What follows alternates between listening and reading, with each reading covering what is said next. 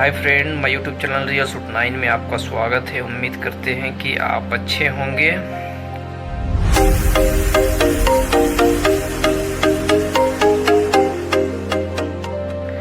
आज एक बहुत ही रियल स्टोरी आपको शेयर कर रहा हूँ। सोचकर भी आप दंग हो जाएंगे कि वाकई ऐसे हुआ था। शायद गॉड किसी को बचाता है और गॉड ही आपको जब देने वाला रहता है तो गॉड ही देता है, और जब छीनने वाला रहता है तो गॉड ही छीनता है। क्योंकि ये एक जेन्युइन स्टोरी है। जब मैंने गल्फ नहीं आया था, ट्राई कर रहा था, तो ट्राई कर रहा था उस पीरियड में मैं गया था इंटरव्यू देने के लिए। तो वहाँ पे सऊदी की एक कंपनी गई हुई थी, तो वहाँ शटडाउन के लिए मैं इंटरव्यू दिया, तो उसमें सिलेक्शन हो गया। सिलेक्शन होने के बाद वो 6 मंथ का एग्रीमेंट होना, शटडाउन में 6 मंथ का ही होता है मोस्टली, 6 मंथ या 9 मंथ, बट 6 मंथ ही ज़्यादा चलता है। तो उसके बाद क्या हुआ कि सिलेक्शन होने के बाद मैंने आई थिंक 6 नवंबर को सब काम हो गया। 6 नवंबर को हमको टिकट मिला। उसके बाद मैंने यहाँ आ गया, काम किया, करता रहा। आई थिंक मुझे याद है कि 29 या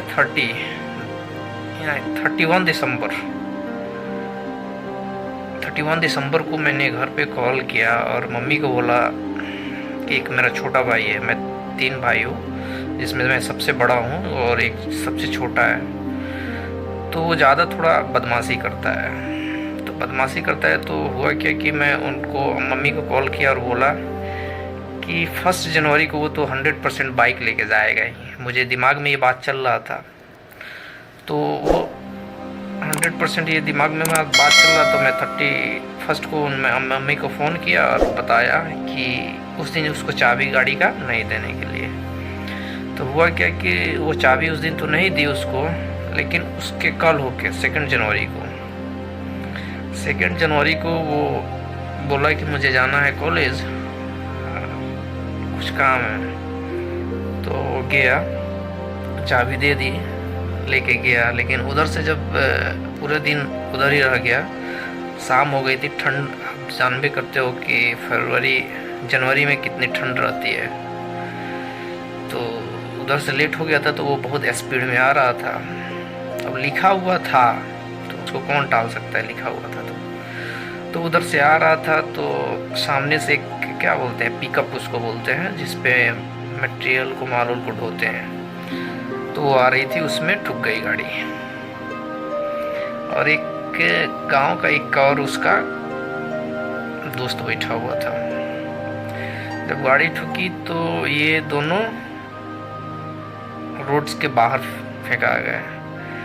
फेंकाने के बाद वो जो पीछे बैठा हुआ था ना, तो वो बच गया।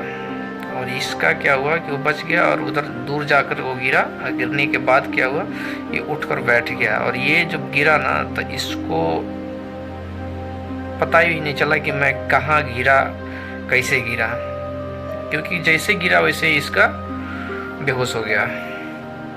तो बेहोश हो गया। उसके बाद वो बेहोश होने के बाद उसी तरह पड़ा रहा। शाम हो गई थी। फिर थोड़ा देर के बाद उसको होश आया। तो वो क्या किया कि एक और जो गिरा हुआ था ना, उसको वो दौड़ के वहाँ पे उसके पास आया। उससे ये बोला कि मोबाइल दो, फ़ोन करना है। देखिए, ठोकर लगने के बाद, एक्सीडेंट होने के बाद जब उसको होश आता है, उतना देर में कोई नहीं वहाँ पे आता है। होश आता है तो वो बोलता है कि मोबाइल दो, मुझे कॉल करना है। तो मोबाइल दिया और वो किसी का नंबर याद नहीं था, वो याद था, अंकल का नंबर याद था उसको। तो अंकल को फ़ोन किया और यही इतना ही बोला कि अंकल, मुझे एक्सीडेंट हो गया है यहाँ पे। और उसके बाद वो उसके हाथ से मोबाइल गिर जाती है और वो फिर बेहोश हो जाता है।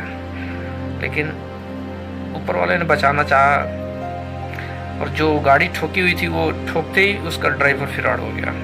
ये भी देखो मसला। तो अंकल वहाँ से पापा को फ़ोन किए और वो दोनों भागते हुए आए तो ये बेहोश पड़ा हुआ था वहाँ से। तब तक रात हो गई तो वहाँ से लेके डॉक्टर के पास भागा लोग। तो एक डॉक्टर के पास गया लो तो डॉक्टर एक्सरे किया, होश में लाकर एक्सरे किया तो उसका ये फसली होती है ना, ये गर्दन के पास एक ये हड्डी टूट गई थी, और ये जांग जो होता है ना, लेग का जांग, उसका एक हड्डी टूट गया था, और लेग का जो चक्की जिसको बोलते हैं पूरा, वो उतर गया था। अब सोचो, मैं उस चीज़ को गेस किया था कि 1 जनवरी को कुछ ना कुछ वो उसके साथ हो जाएगा, इसलिए गाड़ी नहीं दो, लेकिन 2 जनवरी को हो गया। अब इसमें इंटरेस्टिंग वाली बात यह है कि एक मेरे दोस्त हैं जो भाई की तरह हैं, भाई की तरह मानते हैं, दिल्ली रहते हैं। वो क्या किए थे कि वो एक्सीडेंट होने से 2 मंथ पहले, वो इंश्योरेंस सेक्टर में काम करते हैं, तो 2 मंथ पहले हमसे बोले कि इमरान, ये एक पॉलिसी है, अभी ऑफर चल रहा है, और वो भी एक बार में पेमेंट नहीं करना है, इंस्टॉलमेंट वाइज पेमेंट करना है, कि मैं तुम्हारा हेल्थ इंश्योरेंस पूरे फैमिली का कर देता हूँ, तुम मुझे बाद में दे देना। तो लगभग कितना 7,000 का था प्लान, EMI हर 3 मंथ पे 7,000 रुपया हमको पे करना था। तो वो कर दिए, अपने पैसा से किए। और जैसे ही 2 मंथ बाद हुआ, अभी उनको पैसा भी मैं नहीं दिया था, पूरी फैमिली का मेरा हो गया इंश्योरेंस, में उनको पैसा भी नहीं दिया था। जैसे 2 मंथ बाद ये घटना घट गई। अब उतना एक बाइक मेरे पास उतना पैसा आता कहाँ से? आप समझो कि फसली का हड्डी टूटा हुआ है, जांग का हड्डी टूटा हुआ है, ICU में बंदा एडमिट है।